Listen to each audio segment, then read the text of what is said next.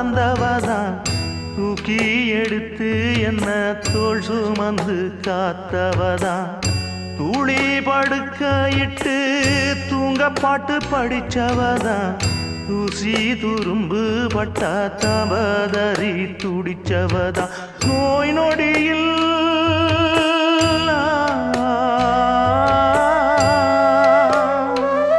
நான் நோய் நொடியில் விழுந்தா அவ பாய் படுக்க இழந்தா தன் வாய் வைத்த மறந்து என்ன கோயில் கோலம் சுமந்தா அன்னமே அன்னமே அன்னை சொல்வேதமே